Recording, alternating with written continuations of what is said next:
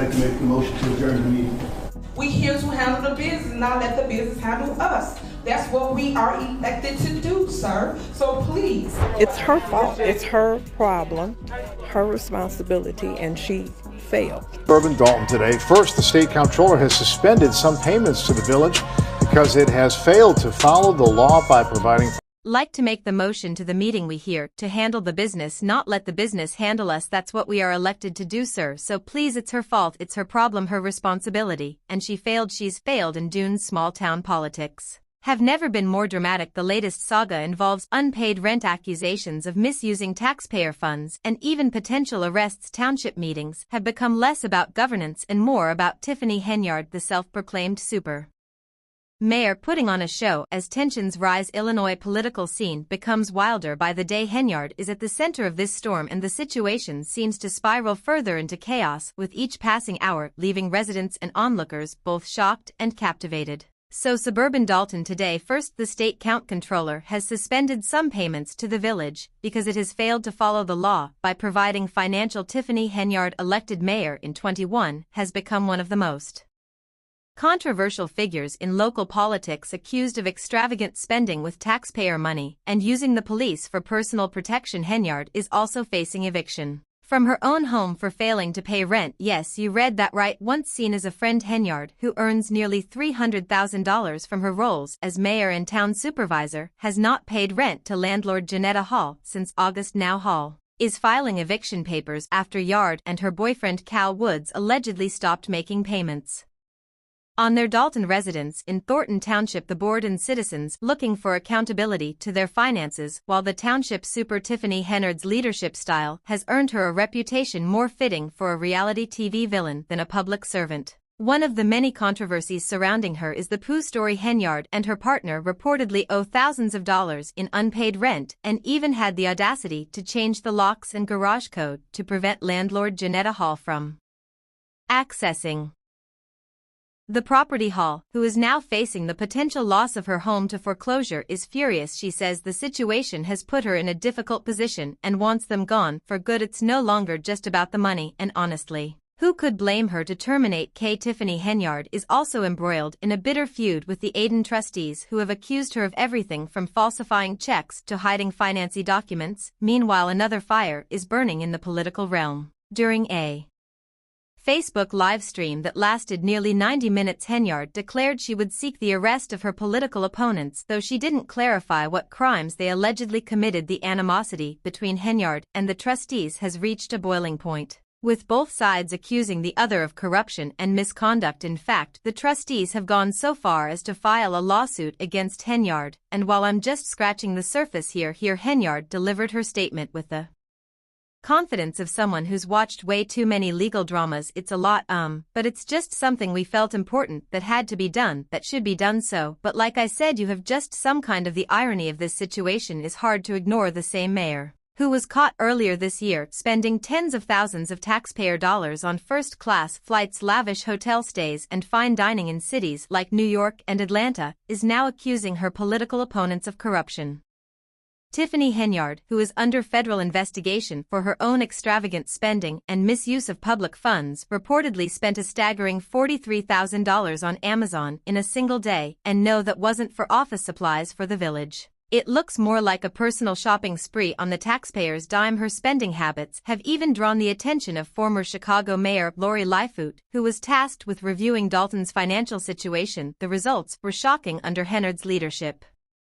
Dalton's general fund balance plummeted from $561 million in 2022 to a deficit of $365 million by May 2020, for a $9 million drop in less than 2 years, and that's what the trustees I talked to are calling this. They say the news took them by surprise, and now they're talking to legal counsel to figure out there. The village has been left in dire straits due to Henyard's spending spree, which has not only tarnished its reputation, but also left local businesses struggling to stay afloat. In one particularly egregious case, it was discovered that 589 checks totaling over $6 million were printed but never sent to vendors, leaving them unpaid and vital services in jeopardy, with federal authorities now reportedly investigating Dalton's finances. It's clear these issues won't be resolved anytime soon. Hen's opponents argue that this is proof she prioritizes her own lavish lifestyle over the people she was elected to serve. They not paying whatever that vendor is. Was it for it was for shirts. That's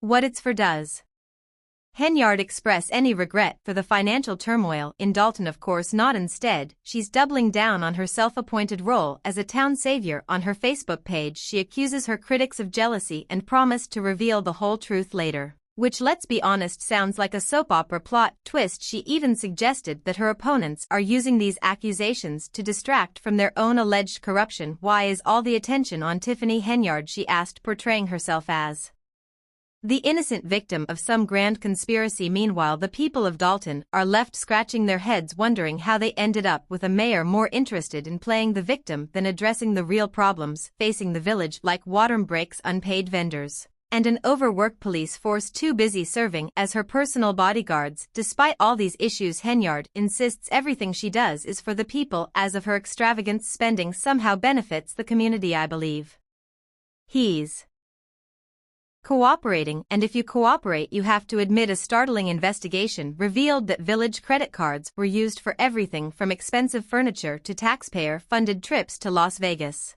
To add insult to injury, Hen's face was plastered all over town in a billboard campaign, giving the impression that Dalton was her personal playground. In one particularly egregious act, she hosted an $85,000 party featuring rapper Jay Holiday and singer K. Michelle, all while the town's finances were spiraling into a deficit. It's clear that while Dalton struggled, Henyard was more focused on her personal image and lavish lifestyle than on the needs of the community. One day purchase of over $4,000 to Amazon, and the main thing is, as if things couldn't get any stranger, the most recent township meeting under Henyard devolved into what can only be described as a live-action dumpster fire. The meeting, intended to address essential township business, quickly descended into chaos as Henyard clashed with trustees in a particularly petty move. She forbade trustee Cororo from participating over the phone despite valid safety concerns that prevented Coro's in-person attendance. Henyard dismissed her colleagues' legitimate worries, with snobbery refusing to allow virtual participation. This meeting is just one example of how utterly dysfunctional the township has become under Henyard leadership. You are up here at this special meeting and not downstairs. We had, when it came time to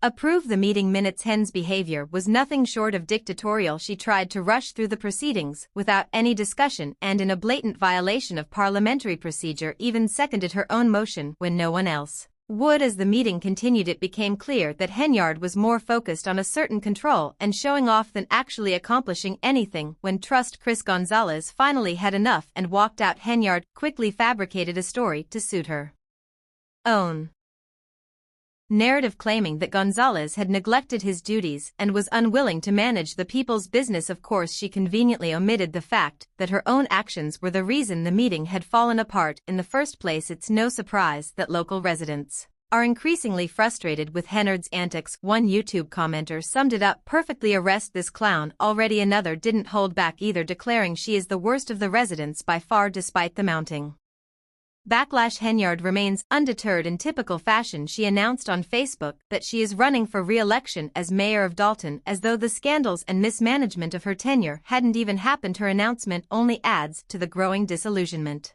among residents, many of whom believe Henyard is more interested in clinging to power than in genuinely serving the community. Political opponents, including trustee Jason House, are rallying to challenge her in the upcoming election.